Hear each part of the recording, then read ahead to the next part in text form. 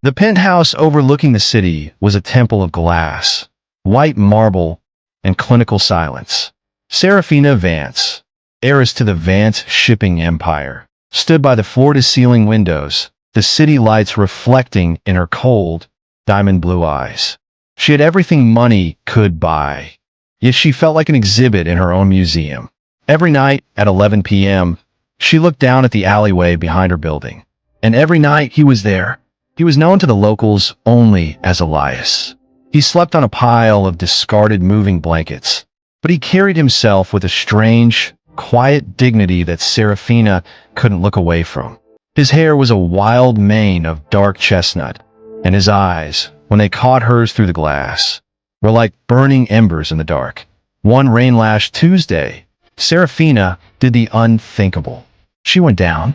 She stood in the alley, her $5,000 silk trench coat darkening in the rain. Elias looked up, his face smudged with soot, but his gaze was steady. "You're far from your throne, princess," he said, his voice a deep, gravelly baritone that vibrated in her chest. "I'm bored, Elias," she whispered, her voice trembling, not from the cold, but from the raw, masculine energy radiating from him. "And I think you're the only thing in this city that isn't a lie." She didn't offer him food. She didn't offer him a job. She reached in her clutch and pulled out a thick envelope of cash. $10,000, she said, her breath hitching. "To come upstairs. For one night. I want to know what it feels like to be touched by someone who has nothing to lose." Elias looked at the money, then back at the woman who looked like a fallen angel in the mud. He stood up, towering over her, the scent of rain, tobacco, and wood smoke surrounding her. He didn't take the envelope. He took her chin in his rough, scarred hand. "The money is for your conscience, Seraphina," he rasped, his thumb grazing her lower lip. "But you aren't paying for sex. You're paying to feel alive. And that costs a lot more than $10,000. He followed her. Inside the penthouse, the contrast was staggering. He was a shadow in her pristine white world. In her bedroom, under the soft glow of the recessed lighting, Elias stripped off his worn jacket. His body was a map of hard muscle and lean strength, conditioned by the streets. Seraphina sat on the edge of her silk-sheeted bed, her heart hammering against her ribs like a trapped bird. "Don't be gentle," she whispered as he stepped into the circle of light. Elias leaned over her, his hands pinning hers to the mattress. He didn't look like a beggar. He looked like a king reclaiming a stolen kingdom. "I don't know how to be gentle, princess. I only know how to be real." As he leaned down to claim her mouth, the silk sheets felt like ice against her skin, but his touch was fire. The transaction had begun, but by the way his hands gripped her waist, Seraphina realized she might be the one who ends up losing everything. Midnight Transaction, Part 2. The morning light crawled across the white marble floor of the penthouse, but it felt cold compared to the heat that had consumed the room just hours before. Seraphina woke up to the sound of silence. A silence that usually felt like luxury, but today felt like a... She reached across the silk sheets, expecting to find the rough warmth of a release. Instead, she found a $10,000 envelope. It sat on his pillow, unopened, with a single word scrawled across the front in dark, jagged charcoal. "Keep it." Panic, sharp and unfamiliar, flared in her chest. She threw on a robe and ran to the balcony. The alley was empty. The moving blankets were gone. It was as if he had never existed, except for the lingering scent of cedar and rain on her skin and the faint, bruised fingerprints on her hips that served as a map of their night. Seraphina spent the day in boardrooms, her mind 1,000 miles away. For the first time, the millions of dollars moving across her computer screen looked like Monopoly money. She found herself checking her watch every 10 minutes, waiting for 11 p.m. When the hour finally struck, she was back at the window. He was there, but he wasn't alone. Two men in dark suits, looking like the very corporate sharks Seraphina dealt with daily, were standing over Elias. They weren't giving him change, they were giving him orders. Elias stood up, and even from 40 stories up, Seraphina saw the shift in his posture. He didn't look like a beggar being harassed. He looked like a general receiving a report. She didn't hesitate. She grabbed her keys and took the private elevator straight to the garage. By the time she reached the alley, the suits were gone. Elias was sitting on a crate, lighting a cigarette. He didn't look surprised to see her. "You left the money," she panted, her high heels clicking against the damp pavement. "Nobody leaves $10,000, Elias." "Who are you?" Elias exhaled a cloud of smoke, the orange cherry of his cigarette illuminating the hard, handsome angles of his face. "I told you, Seraphina, you aren't paying for sex. You're paying to feel. You can't put a price tag on a heartbeat." Those men, she gestured to where the suits had been. They weren't social workers. They were security. My father's security.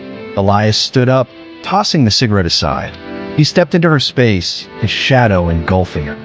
"Your father has a lot of enemies, princess. Some of them hide in boardrooms.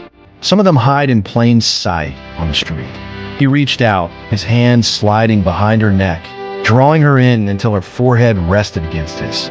"I didn't come to your bed because I needed the cash. I came because I needed to know if the woman I'm supposed to protect was worth the bullet I might have to take from." Seraphina's breath hitched. You're a bodyguard? A plant.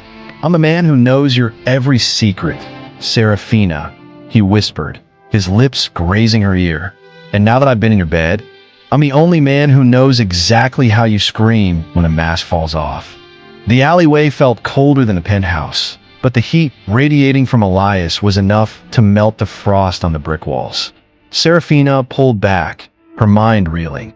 The man she had treated like a plaything, a desperate soul she thought she could buy, was actually the one holding all the cards. "My father sent you," she whispered, her voice cracking. "All those nights I watched you from my window. It was a setup." Elias's grip on her neck tightened slightly, not in malice, but in a sudden, sharp, possessive surge. "He didn't send me to your bed, Seraphina. He sent me to the alley to watch the perimeter. Your board of directors has been leaked to a cartel looking to liquidate your family's assets, starting with you. Being the beggar was the only way to stay close without triggering the rats in your own security team." He leaned in closer, his nose brushing hers. "But last night, that wasn't the job. That was the man. I should have stayed in the shadows, but I couldn't watch you look at me with that lonely, glass-eyed stare at you. I wanted to break you open." Before she could respond, a black sedan screeched at the end of the alley. Men piled out, but they weren't wearing the Vance corporate crest. They were armed, their movements fast, predatory. "Get behind me," Elias roared, his voice dropping the gravelly street hustler act for a tone of pure command. He didn't run. He moved with a lethality that made Seraphina's blood run. Anything like, he was a whirlwind of violence, neutralizing the first two attacks with a speed that proved his homeless physique was actually peak human condition. As the third man leveled a suppressed pistol, Seraphina leaped. She grabbed a heavy glass bottle from the trash bin and hurled it. It shattered against the man's head, just as Elias finished him with a bone-crunching kick. Silence returned to the alley, broken only by the heavy breathing of two people who had just crossed a line they could never uncross. Elias turned to her, his shirt torn, a smear of blood across his cheekbone. He looked at her, not as an asset, and not as a princess, but as his equal. "You have a choice," Elias said, stepping over the fallen man. "You can go back up to your penthouse, call the police, and pretend this was just a bad dream. Or you can come with me, leave the Vance name behind, and help me burn the people who try to put a price on your head." Seraphina looked up at her glowing window, 40 stories up. It looked like a tomb. Then she looked at Elias, the man she had bought for $10,000, who was now offering her the only thing money couldn't buy, a way out. She reached out and took his hand.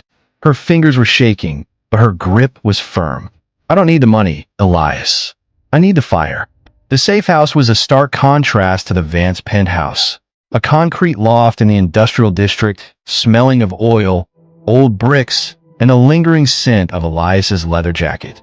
There were no silk sheets here, only a single mattress on the floor and a wall covered in monitors displaying the city's digital heartbeat. Seraphina stood by the window, watching the rain streak against the reinforced glass. She had left her phone, her credit cards, and her identity in the alley. For the first time in 24 years, she was invisible. "You're remarkably calm for someone who just became a ghost," Elias said, stepping into the room. He had washed the blood from his face, revealing the sharp, striking features of a man who had seen too much of the world's underside. "I've spent my whole life being a reflection of what people wanted to see," Seraphina replied, turning to face him. "The beggar in the alley saw more of me than my own father ever did." Elias walked toward her, his presence filling the small space until she felt the heat radiating from him again. He stopped just inches away, his gaze dropping to the bruise on her shoulder from the scuffle. His hand rose, his fingers ghosting over her skin with a tenderness that felt like a secret. "Your father didn't just hire me to protect you, Seraphina," he whispered, his voice a low, dangerous throne. "He hired me to find out who was leaking the shipments. The leak is coming from inside your inner circle. Every man you've ever dated, every friend in your penthouse, they were all bidding on you." Seraphina felt a chill that had nothing to do with the draft in the room. "And you? Were you bidding too?" Elias's eyes darkened, a flash of raw, untamed hunger crossing his face. He pinned her against the concrete wall, his body a solid weight against hers. "I wasn't bidding, princess. I was waiting. I watched you for 6 months. I saw the way you looked at the stars when you thought no one was watching. I saw the way you hated the wine at those galas." He leaned down, his lips brushing the shell of her ear. "I didn't take your money because I don't want your fortune. I want the woman who was willing to pay $10,000 just to feel the touch of a man she thought was beneath her." Seraphina's hands found the hem of his shirt, pulling him closer. The transaction was over. This was something far more volatile. "Then stop talking about the job, Elias, and show me what it's like to belong to no one but the shadows." As he claimed her mouth, the world outside, the Vance Empire, the cartels, the hunters, ceased to exist. In the dark of the industrial loft, the heiress and the guardian found a different kind of love. One forged in fire and the absolute freedom of having nothing left to lose.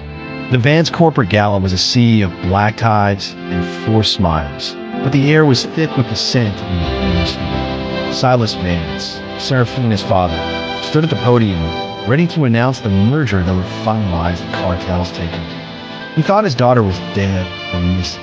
He was wrong. The grand mahogany doors burst open. Seraphina marched in, not in silk and velvets, but in a tactical black jumpsuit, her hair slicked back and her eyes burning with a cold, predatory light. Beside her, Elias walked with the lethal grace of a predator, no longer a beggar, but a man in a sharp tactical suit, a silenced pistol at his hip. "The merger is over, Father," Seraphina's voice rang out, amplified by the stunned silence of the room. The suits Elias had fought in the alley stepped forward, but Elias was faster. In a blur of movement, he disarmed the lead guard, pinning him to the buffet table. Seraphina stepped up to the podium, sliding a flash drive into the laptop. The massive screens behind her flickered to life, displaying the encrypted ledgers of the cartel and the digital signatures of every board member in the room. "You didn't just sell the company," she hissed, looking her father in the eye. "You sold me." Silas reached for a concealed weapon, but Elias was already there, his hand like a vice around Silas's wrist. "The lady said the transaction is canceled," Elias rasped, his eyes dark with a protective fury. As the sirens of the federal task force wailed outside, the room erupted into chaos. In the middle of the storm, Seraphina and Elias stood locked together. She looked at the empire she had just dismantled, the glass, the marble, the lies, and then she looked at the man who had seen her through it all. "You're a billionaire now, Seraphina," Elias noted as the police began the arrests. "Technically, you own everything." Seraphina smiled, a real, dangerous smile that finally reached her eyes. She reached into her pocket and pulled out a single, crumpled $10 bill she'd found in his new jacket. She tucked it into his pocket. "I'm done owning things, Elias. From now on, I only want to own the night." They didn't wait for the cameras or the lawyers. They slipped out the back service entrance, disappearing into the city's rain-slicked veins. The heiress and the beggar were gone. In their place were two ghosts, driving into the dark, finally free of the price tags they had worn their entire lives. The Vance Empire has fallen, but the legend of the Guardian and the Ghost is just beginning. They've burned the past. Now they're coming for the future. Fire the Midnight Transaction has been closed. If you love this dark romance, smash that like button, bell subscribe, and turn on all notifications. You do not want to miss our next series, Vengeance in Vegas. Speech balloon comment freedom. If you would leave it all behind for love or power. If you would have kept the Empire.